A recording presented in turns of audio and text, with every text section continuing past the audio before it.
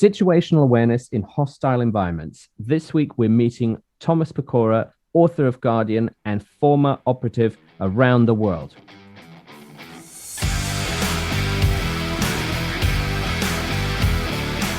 Welcome to the Circuit Magazine, the #1 source of information on protection matters, the industry-leading magazine for all security professionals who want to stay ahead of the game.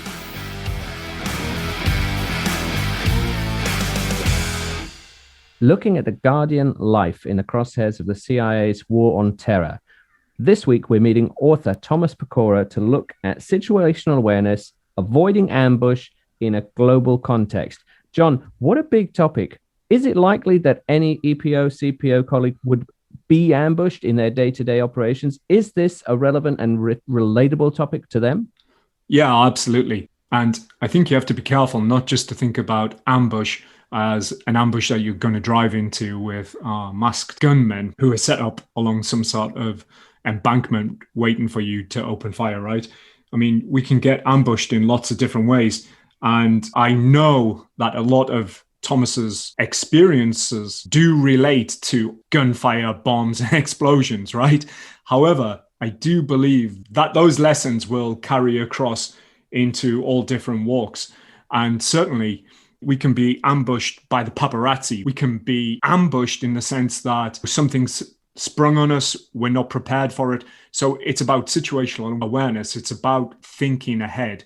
It's about putting yourself in the enemy's shoes and thinking, what would they do? How would they have prepared for this? Putting yourself in that situation and thinking about the worst outcomes. Because these are transferable skills that people may or may not know they have or have not. In fact, even in day-to-day operations, technology is helping us make this sort of judgment call. I don't know. Do you think that technology is going to completely take over, or do you think that this situational awareness piece is very much up to the individual? No, technology won't take over. I really think while we're serving humans, while humans are part of the process, then the technology is only going to serve as a support piece. Ultimately, you need to know how to use it. And if there's a human enemy, and that could be the enemy within, you need to understand human behavior. And that takes us to a couple of podcasts back with Miranda and the lessons that we learned there. So yeah, I love the new tech developments. I like to see what's going on. But ultimately, I think it comes down to the human interface. The human interface, indeed. And I think that's what Guardian, Thomas Pecora's book is looking at. Of course, it's a lot of stories and encounters, but he's got a great experience in especially Southeast Asia, which has a completely different flavor to other regions. So I hope we're going to explore that. It's going to be interesting, actually, because we're going to be interviewing him with Sean West, who himself has experiences. And I think that kind of approach to this interview is going to go really well. What do you think? Yeah, absolutely. I read Thomas's book, Guardian. It's a fantastic read. So I'm really looking forward to hearing what you pluck out of Thomas on that interview. It's a subject that's really pertinent for people working overseas, especially those in hostile environments. But I think the lessons will be transferable to all areas of executive protection and protection in general. Well, let's get into it. Let's meet Thomas Pecora, a former CIA officer who's had a 24-year career protecting America's intelligence personnel and senior USG officials in the war on terror. We're going to be joined by Sean West, and I'm very much looking forward to it.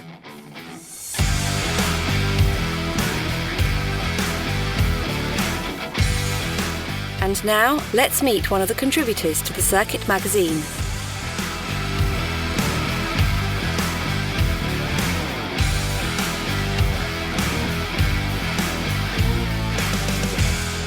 We are here with Tom Pecora, founder of Pecora Consulting and security industry expert of many years. We're talking counter ambush, and we're giving a special look to the region of Southeast Asia, given that a lot of your expertise is there as well. We have 3 quick fire questions for you, and I hope we can spice up the debate this way. So, Tom, what's your biggest gripe or problem that you're trying to solve in this particular area of counter ambush? Well, the training is always a recurring theme. And it's something that I think we go almost too much toward technical side without starting with some of the basics and keeping the basics alive in our training. One of the things we found in my old organization at the CIA was we had to start out with a basic understanding of risk and then adjust from there. If you don't have a good basic understanding of your risk environment, you're not going to assess what needs to be done. You're not going to do appropriate training, and your chances of survival are lowered just because of that. Okay, and I guess if it's right to say, where did your enthusiasm for this topic come from? Oh, well, I was a big adventure reader as a kid, and then I somehow stumbled into getting a job at the CIA, answering an ad in the newspaper, and then an opportunity came up, a unique opportunity to join a newly formed outfit within the organization that specifically did protective operations. And I was able to get into the first training class, and boy, that was a big fork in the road in terms of my career. I ended up doing a lot more work overseas. I got involved in all kinds of different areas of the business, including the operational side. And I got to see another side of the agency actually that didn't exist before, which is protecting our people in dangerous places outside of the U.S. Awesome. No, I love that. And I love that tie back to protective services and the audience of the Circuit magazine, which is really good. And then I guess, what would you most like people not in this subsector of security to better understand? Going back to the basics again, to actually be effective in security, you have to have a very solid understanding of your environment. And that's where situational awareness comes in. And that's something that unfortunately it's become a buzzword. Be aware of your surroundings, keep your head on a swivel, but not enough detail in terms of what does that really mean? And that goes back to what I said about risk management.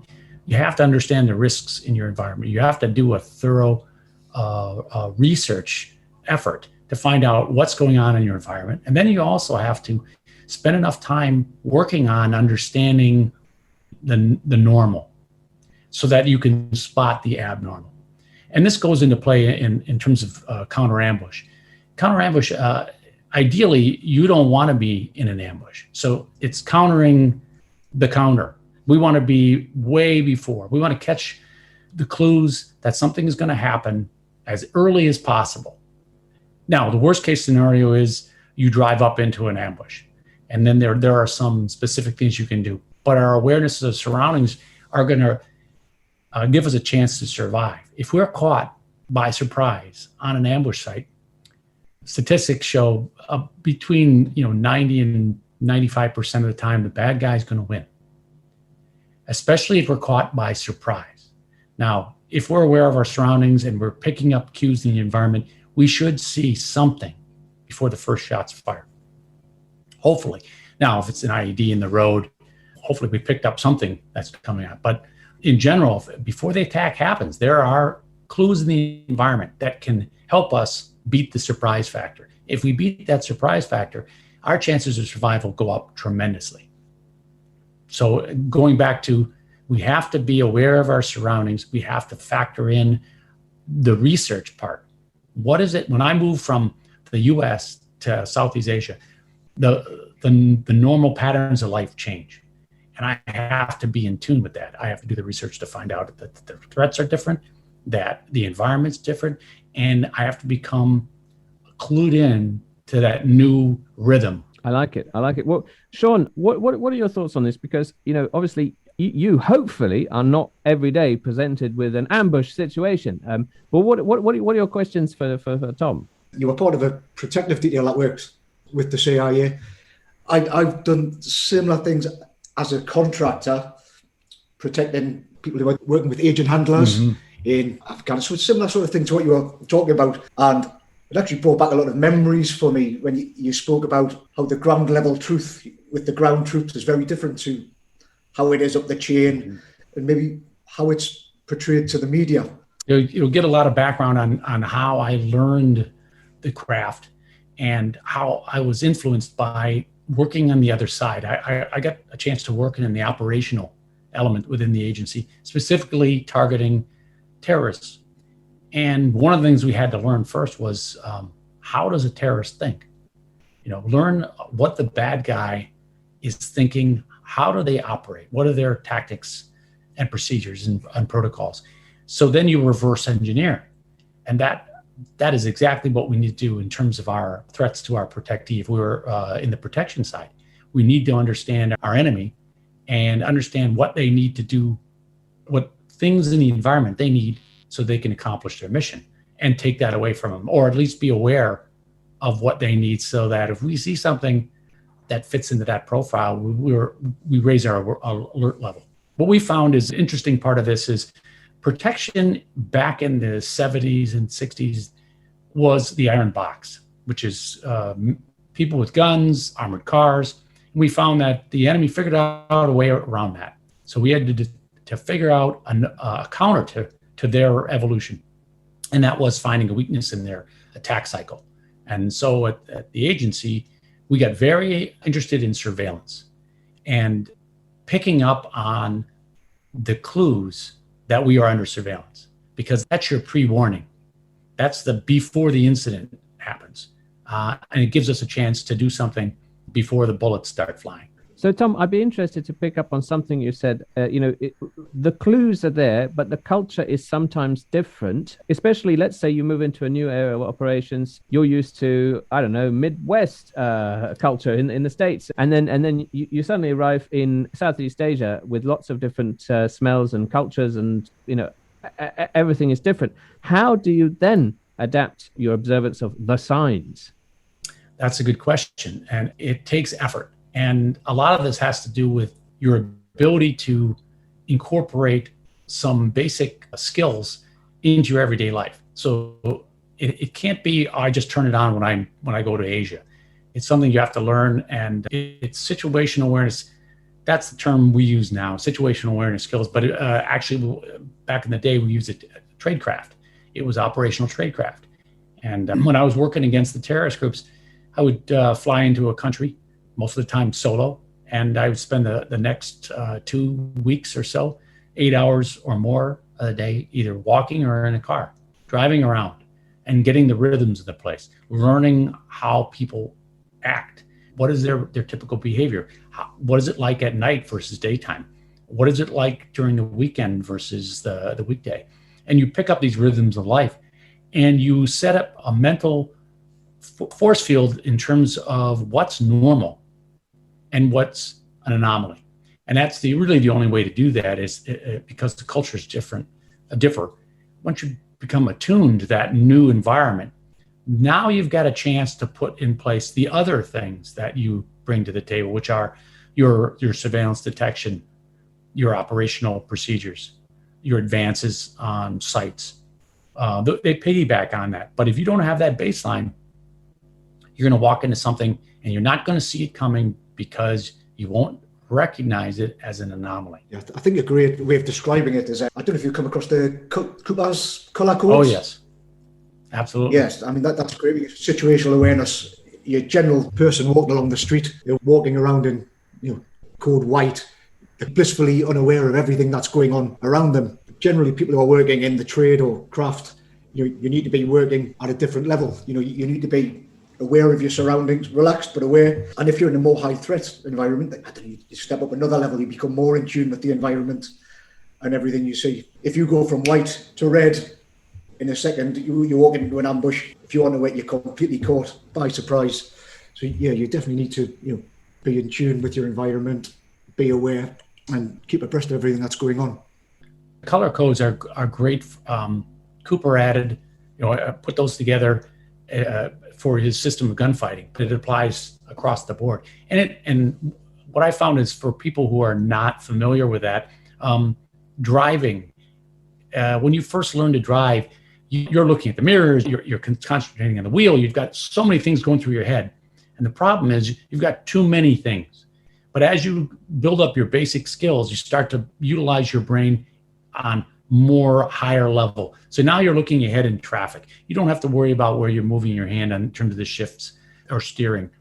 And it's that layering process that allows you to operate at the highest levels under high stress. You're taking in the environment and all the clues, but immediately upon recognizing something that is an anomaly, now you ratchet up your awareness levels and you're even more focused. Example in the driving mode is we all get pretty good at reading people's behavior.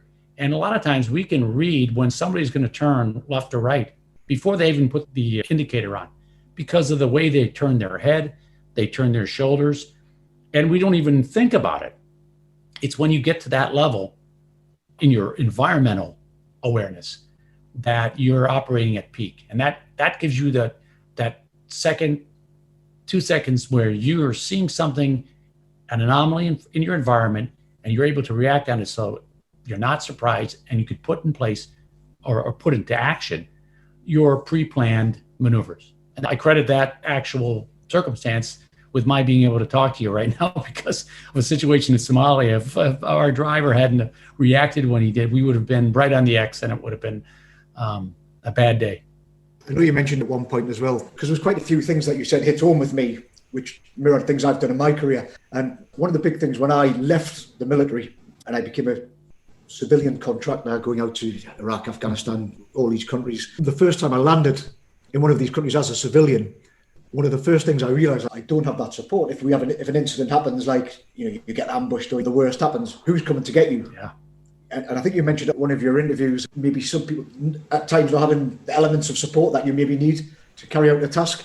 And one that hit home with me, which I think you triggered my memory, the first job I went on in Iraq, went out, and one of the guys, we got hit with an IED, guy died. The other guy, who was actually employed by the US military, he got injured. But I remember the helicopter coming in, they took the injured guy away, but the guy who died, he wouldn't take him because he was a contractor. He wasn't military. We had to stick him in the back seat of our car and drive him into the camp. And that was my first job as a civilian. And I remember going into the camp and thinking, wow, it's a whole different ballgame now. Once you've left the forces and you're working as a contractor, you're on your own.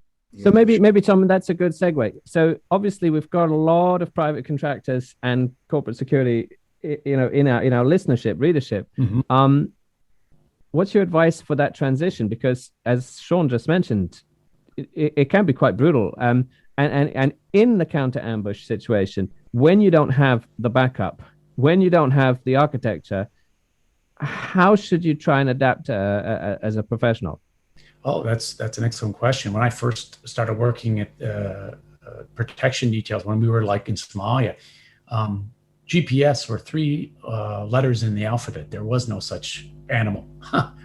And QRF, quick reaction force, no such thing. So you were on your own. And then I worked in Northern Africa in a place that was being blown up for 5 years straight. If something happened to you, there's nobody to come rescue. So you have to put into your protocols your own backup plans, your own way of dealing with that. It's nice to have big army with you, but in the situation where if you're in the private sector, you're not going to have that. Now, in terms of contractors, prior to 9/11, we didn't use contractors to do our protection out in the rest of the world. It was all staff. But after 9/11, we had so much work, we couldn't do it all with staffers. So we got contractors. And we had a very strong in terms of supervisory to subordinate number ratio. We didn't go 10-1. It was 1 staffer and 3 contractors, or 1 staffer and 5 contractors, but never more than that, really, because we needed that coordination and that leadership.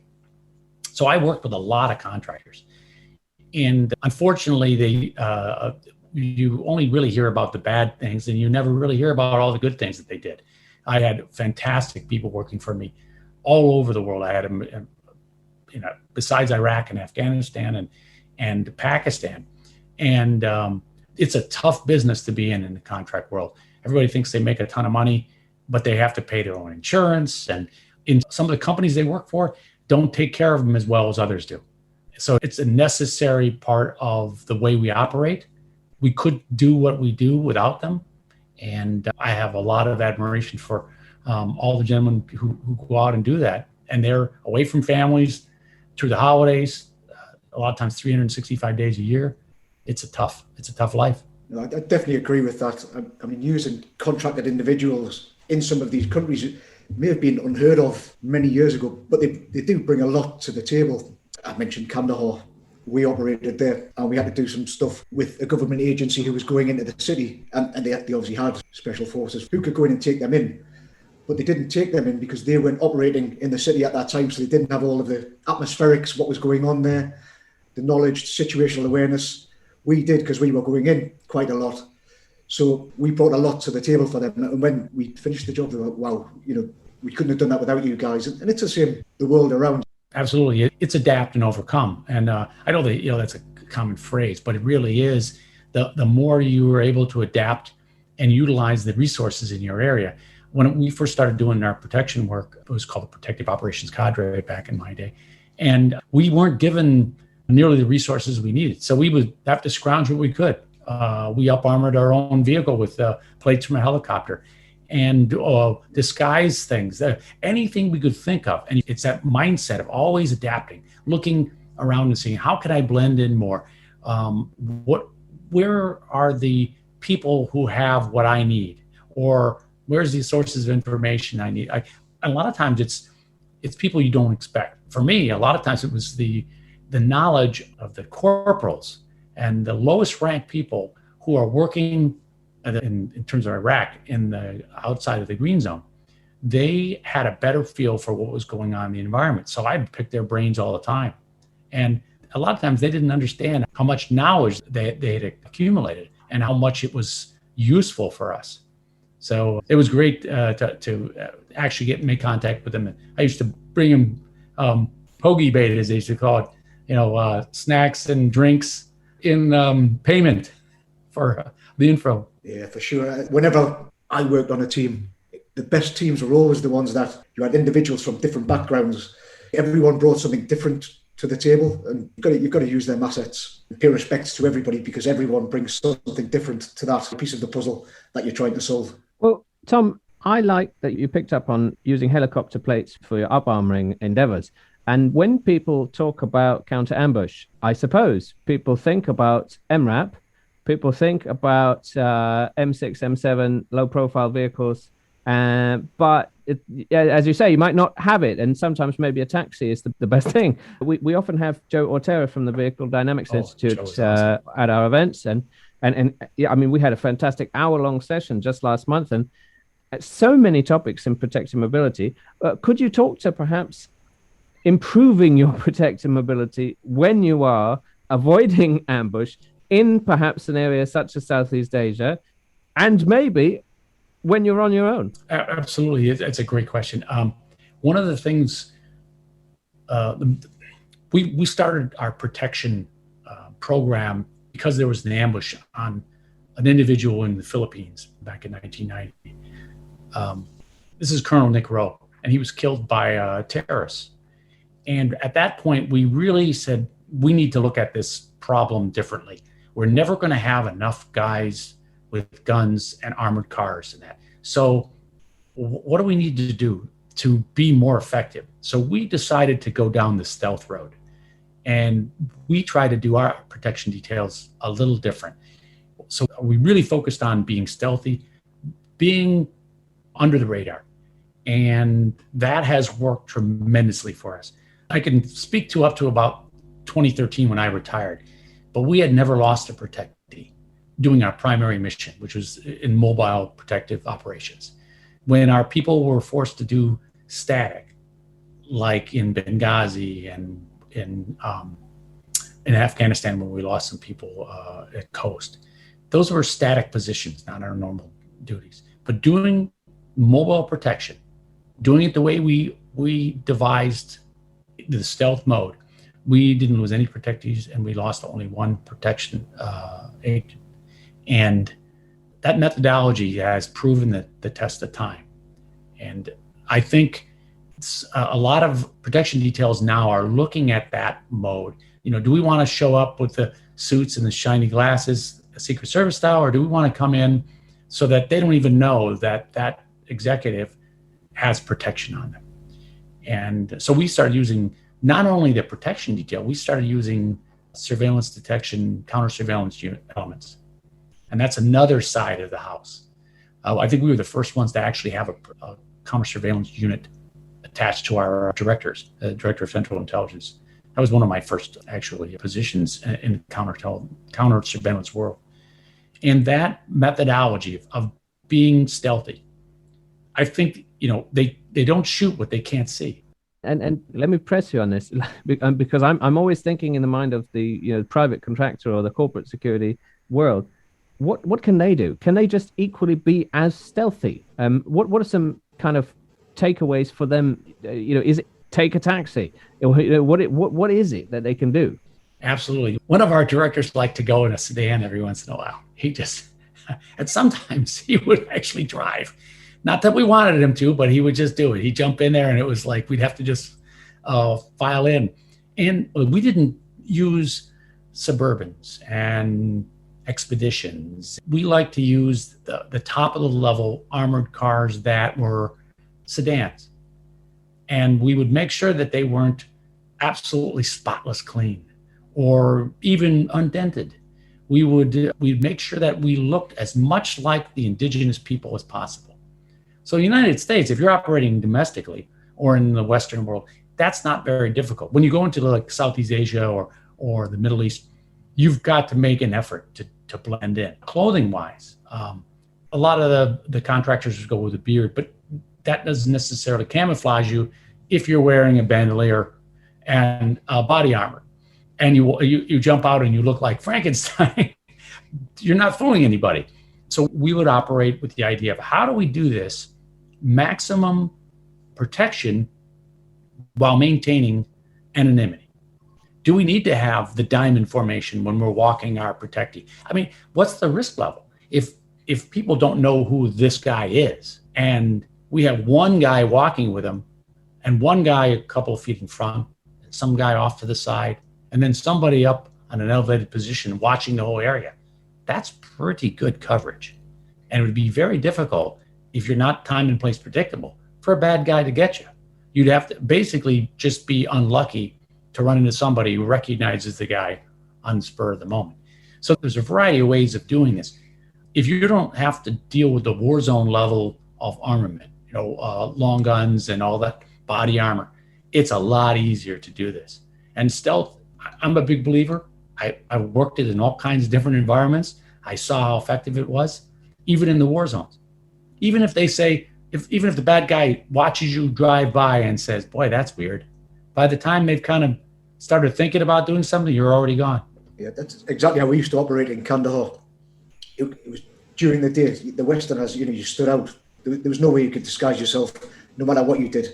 So a lot of our operations we did at night. When we had to be in the city, we'd leave the compound, we'd drive at night time. We'd have the jingly trucks, lights taped up, our no reverse brake lights on. So from a distance, if anyone had something set up, it would just look like there's a motorbike coming down the street because we only have one front light. Yeah. We'd have our rear vehicles behind, completely no lights, driving with NVGs. We went a long way to try and make things as stealthy as we could. Once we got in the city, we'd lock down in whatever compound we went to for a period of days and then leave again during the night to come back, never setting a pattern. But yeah, it was quite a stressful environment to work in over there. That's great innovation. That's the type of innovation that really makes it difficult for the bad guy. You want to break up your patterns. You don't want to give them an easy target.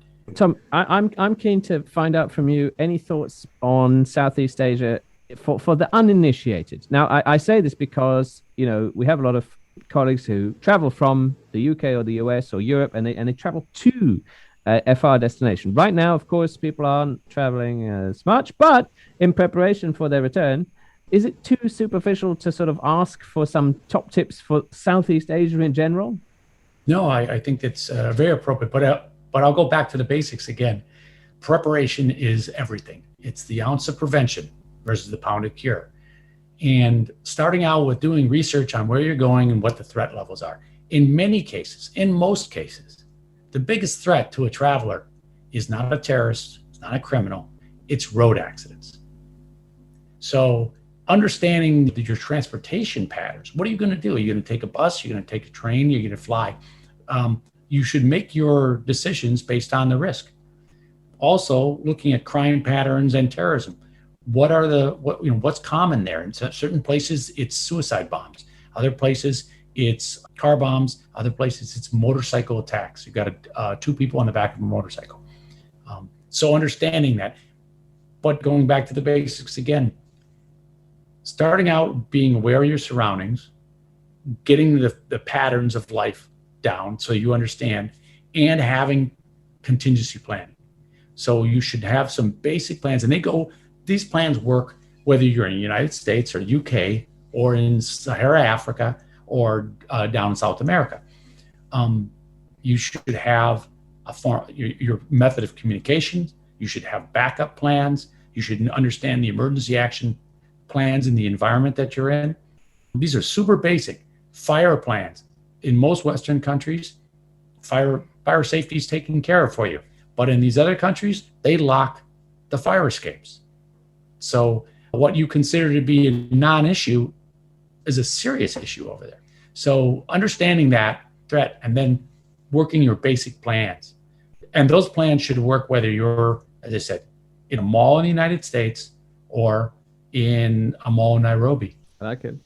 Well, no, that's great. And we had Max Segal on not so long ago, and he does hotel security, and he gave us a fantastic story about Nairobi hotels locking fire escapes. So I mentioned that because it was such a good synergy. So what's next for you? Are you working on any new projects or any new articles? I'm working on some more in-depth articles about situational awareness. I'm currently set up to do a training session for a company I work for called Curie Group on the 6th. And what we've done is we've turned the learning, the skill set and the training set for situational awareness to another level. We've taken it to I call it practical tactical. Instead of just platitudes, we make it actual usable data. How do you learn to incorporate better situational awareness skill sets into your life? And these are skill sets that last forever and that you can teach to your family members and your co-workers, because that's the baseline. I have a firm belief that with my years of training CIA personnel to go into dangerous places, it really always came back to that baseline, understanding your environment, preparing, and having a plan. All right. I think this has been an excellent tour de force around this very, very pertinent topic of counter ambush. People aren't traveling, but they're going to be traveling, and maybe even whilst they're not traveling, they're in danger of ambush, especially in residential details. So this is one topic to watch. Sean, do you have any final thoughts? No, I just wanted to ask Thomas, what do you prefer doing? I know you've done training as well. Do you prefer the operational role or do you prefer training? I know you mentioned you've trained presidential details. I've also done that in the past in Guinea. I remember going over there, training the presidential detail around there. And the one thing I learned, as soon as we started teaching, it became clear. Some of these guys haven't even been taught how to learn. We had to go so back to the basics just to teach them how to tell the time. And I just found it really interesting. And just want to get your thoughts on training. How have you found that in the African countries? Oh, I miss the operational side, but I find that I really think that I can bring more to the table on the training side now.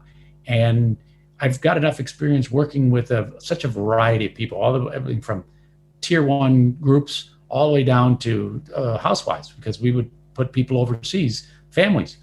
And I really believe that there's some basics that everybody can learn and that are being kind of skipped on the way to, like in the United States, to concealed carry training or moving to Krav Maga or any of the other martial arts. We're missing that first point, which is avoid. So for me, it's the training now. I'm really interested in that, and then putting together more of the science behind this. There's some actual science kind of data that's coming out about crime and about the types of threats that we all face. Fantastic. Well, this has been wonderful. Thank you very much, Thomas, for your time. Sean West and myself, thank you ever so much for joining the Circuit Magazine podcast. My pleasure.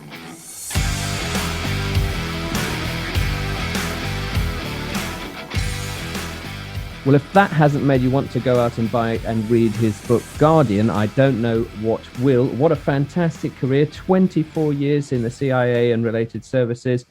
Loads of lessons to take away. What did you think of it all, John? Yeah, it was a great listen. Didn't disappoint at all. And I like the fact that you've linked it to going out and buying his book. And I can't remember what the question was you asked him, but what I heard was he was a big adventure reader and then he was in the CIA. I don't know what was in the middle of that, but I kind of love that. You know, growing up as a child, we read the adventure books. And some of us do go on to live out those childhood dreams, right? And it certainly sounds like Thomas has done that. You can just tell that by his whole passion. It really comes through in the interview. It does. And, we're very, very lucky to have him. Of course, he's very much in demand. And being in Southeast Asia at the moment, it's a very interesting place. I would have liked to have gotten a little bit more out of him, and maybe next time we can ask him about that geography. We're talking about geographies. In fact, Asia Pacific region, we know it's hot. Last night, I ran an event in Australia virtually with Gav Snyder, big friend of the industry. Many people know Gav. I mention that because, in fact, we're going to have some fantastic content on corporate security modernization on our BBA Connect app. Yeah, BBA Connect app. I'm pleased that you mentioned that. There's so much going on there at the moment. It's a fantastic place to be. There's some really great discussions. We're sharing some great content. And this might sound like a strange thing to admit, but I'm really enjoying it. Being part of the team that administers and runs something like the British Bodyguard Association, it can feel like an enormous amount of work at times. But I have to say, since we've brought the app on board and with all the users that are in there right now, it's a fun, engaging place to be and a great place to learn as well. And people are active and they're genuinely wanting to help each other. Even me, this week, we've been talking about networking on the app. So I think, okay, I'm not a security expert, not a security guru, but I can talk about networking. So I gave a couple of stories where I'd seen it done poorly and people had taken that up and then we ran with it. I really enjoy the format. You know, we host the podcast inside the app as well.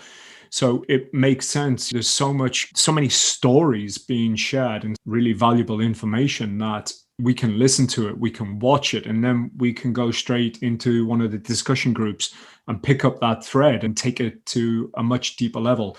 So I would say to anyone who isn't yet on BBA Connect to do so, download it, give it a try. It's free. You can start using it within minutes. And we've got lots of options inside the app if you want to take that journey a little bit further. I certainly enjoy it. And, it connects well with a lot of our social media work. So evidently, we do want you to download the app, but please do check out and subscribe to our social media channels, including Twitter and including Facebook. And we're also on LinkedIn. So please do like and share our stories as they come out and share this podcast in particular. I'm really looking forward to uploading more things to it with all the latest events that are coming up. We mentioned last week the 2nd of April Southwest Forum in the United States. People like Chuck Randolph, big friend of the industry, are very kindly speaking. You'll see lots more content on the app coming very soon. Yeah, we're working on issue 57 of the Circuit magazine as well at the moment, Pelham. And actually, in the interview with Thomas, I heard Sean reference the Cooper's Color Code. And that's really topical. We've got a fantastic article going in this coming issue, wrote by our regular contributor, Ben Gunn, who are extremely knowledgeable on the subject. So look out for that one when it hits the virtual shelves. I definitely will. I'm really looking forward to this edition. And in fact, all of our podcasts are coming up. John, it's great to catch up. I'm very much looking forward to next week. Absolutely. See you then.